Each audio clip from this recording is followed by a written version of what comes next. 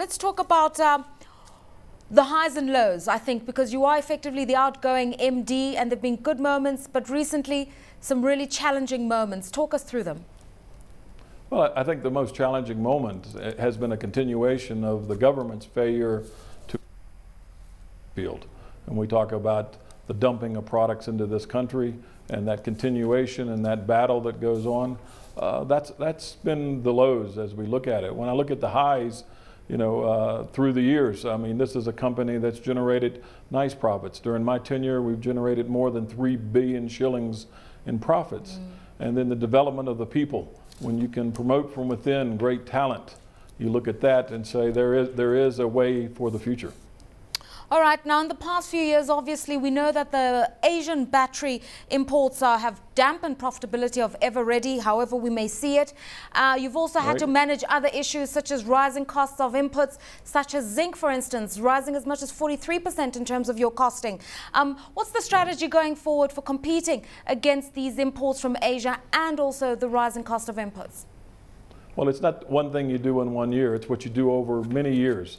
We have ongoing cost control programs. We have ongoing sustainability programs.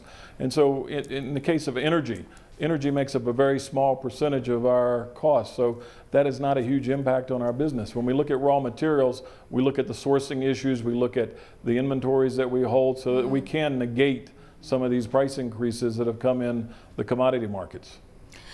Already it's reported that the executive of Eveready are mulling over the idea of shutting down the factory in Nakuru, for instance. This would effectively add to pressures that have already existed regarding retrenchments. Is that the best way forward? Well, I think there's a lot of speculation going on, and I say it's speculation.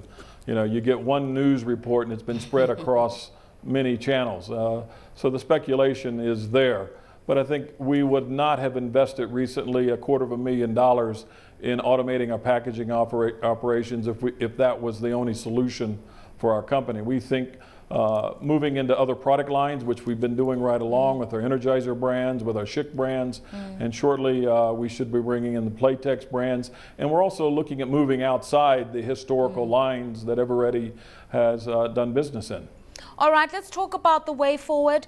And already I know that you've indicated that moving into renewable energy sources, solar panels is probably the most dynamic way to go given Kenya's electricity needs and just the changing agenda for climate change. How feasible an option is that? Well, I think what we're going to be looking at is the portable needs in solar type panels. These will be solar panels that look at, you know, satisfying the needs for smaller households and so forth. We're not going to move into the larger scale.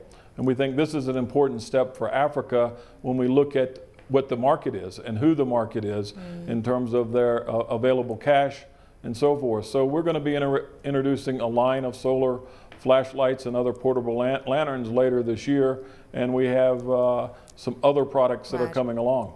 Finally, and very briefly, you stepped down at the end of May. Are you still going to be involved in the company in any way, lending your expertise of over 13 years? Well, I think, you know, both from Energizer USA and also from the Eveready East Africa board, they have requested that I assist them when asked and called upon.